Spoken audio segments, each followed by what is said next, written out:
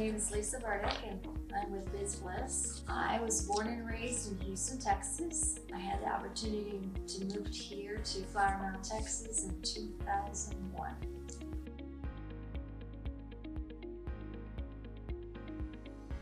Being in the accounting finance world, my first opportunity in my career was with working for a manufacturing company where I had the opportunity to have my first role as an accountant, cost accountant there. And that was due to the fact that one of my coworkers was going on maternity leave. I was not in that role at that time, but one of my coworkers went into maternity leave, and the president of the company had asked if I would be interested in relieving her while she was out. And I said, sure. He said he would train me in cost accounting as much as I would like to learn. And so he did so. I was very fortunate for him to give me the opportunity to learn the cost accounting world. And my coworker decided to stay home with her child, so she never came back to that role. So I just automatically assumed that responsibility of being an accountant for that manufacturing company. And that's kind of how I landed my first accounting gig.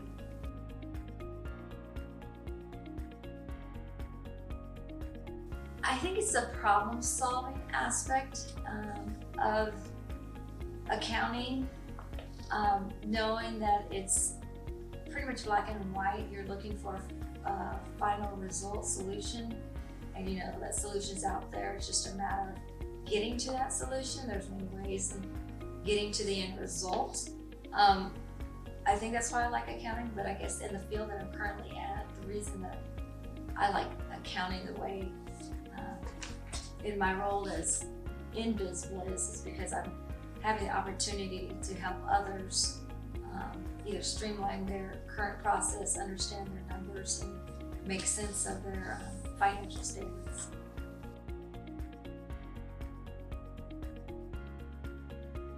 Well, I think the story behind bizBLISS was really the brainchild of my husband, David.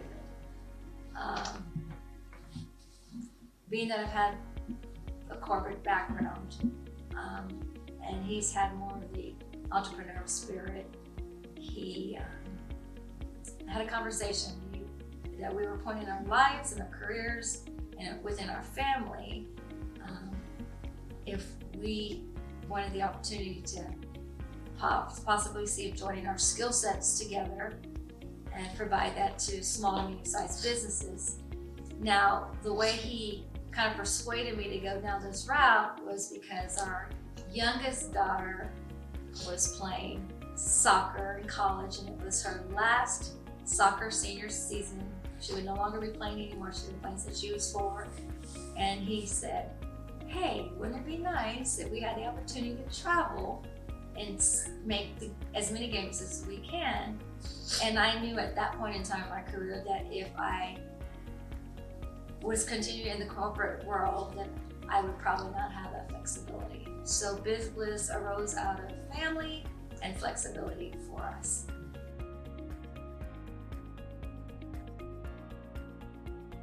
I chose to join forces with David to start bizBLISS again, based on the thought of being able to be flexible, having our family as a primary focus, but also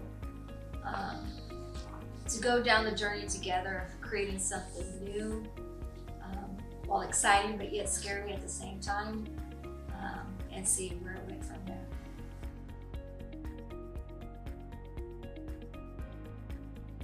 I don't think it's hard working for a spouse or with a spouse. I think it can be challenging at times. I think we bring our own opinions, we bring our own visions, we have our own skill sets, and we try to merge them as best as we can. And I think sometimes in the merging of all 3 of those things, it can cause some type of resistance. But that's just because we're strong leaders, we have strong opinions. But I think it allows us to become stronger together, and it pushes us to be our best self as we can, as we present ourselves to our customers.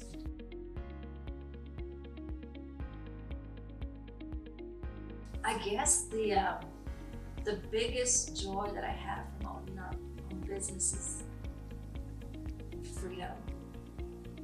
I think the freedom to make it to whatever we want it to be, represent ourselves in the capacity that we want to represent ourselves to our customers. Also the freedom to serve our community as much as we want to. So for me, the joy is being able to have the freedom to do what we want to do with bizBLISS, and working as a team with my husband to make that happen.